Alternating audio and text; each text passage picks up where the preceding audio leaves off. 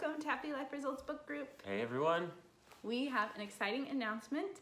Today is the first day of stage 3. The hero stage. Been preparing for this all year.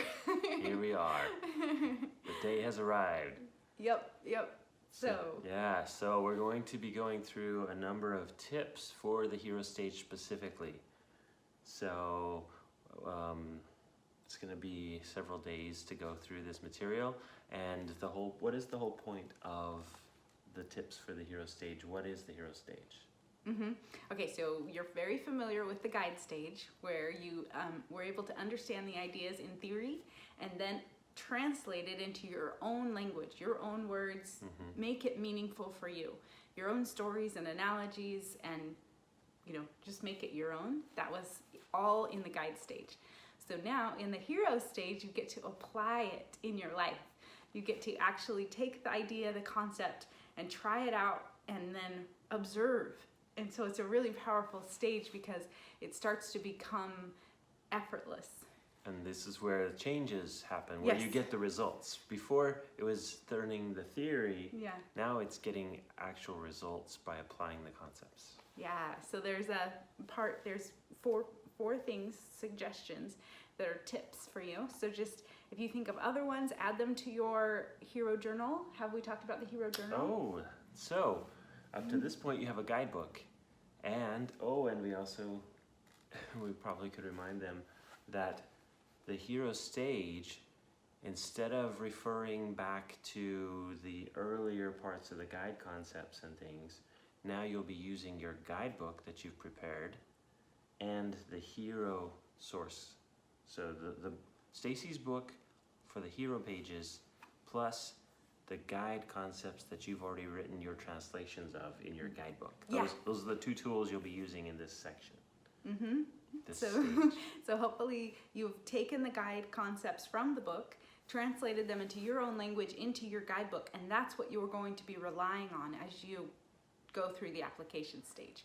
Refer back to your own guidebook. Instead of the guide sections in my book, you'll refer to your own book, your guidebook, and then do the application steps. So that's really a powerful, it's going to be powerful as you do this. And if you feel stuck, if you feel like you need a little extra information, you're not sure what the guidebook is saying, feel free to go back and look at the text, the original text, and compare. But as much as possible, don't rely on the text from Happy Life Results book. Rely on your own book that you wrote. And also, if you feel stuck in any way, post a comment to us. Yes. Send us your questions. Send us like, hey, I'm running into this, or I was trying to put this down in my own words and I kind of got stuck. Give us a holler and we'd be happy to help as well. Yes, it's really exciting. All right, so the 4 things, you can look in the text because we'll have it posted either in the description in YouTube or as part of the post in Facebook. But just read through it and the one I want to focus on this video is number 2. And there are kind of 3 different ways you can look at each concept. So if you look at the concept and say, does it feel natural? Does it just describe the way things are, the way I do things? It's just how I am on a consistent basis. So that's number 1.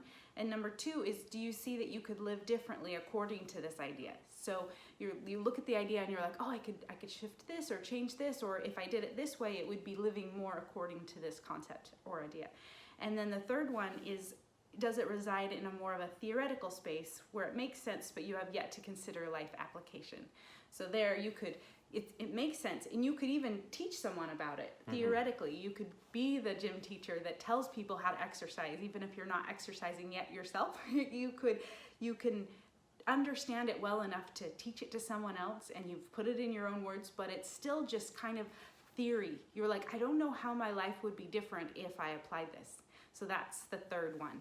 So what I would encourage you to do as you're going through your hero stage is to keep in mind these 3 things and just kind of look at the concept and say, which one applies more to this particular concept? Some concepts, you may have already embraced just instantly hearing it and it's a part of your life and you're like, oh yeah, that's me, I consistently do that.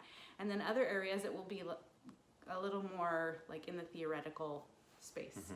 So then the hero stage is figuring out how to move it from that theoretical Yes. space into actual. Ideally, all the concepts will end up in that natural, Mhm. effortless, I do this consistently stage. Yeah, effortless. I don't even have to tell myself to do this. Yeah. I just naturally do it this way. Yeah, and that's the difference between the lens and the perspective. The word, and the way that I use the word perspective and the way I use lens.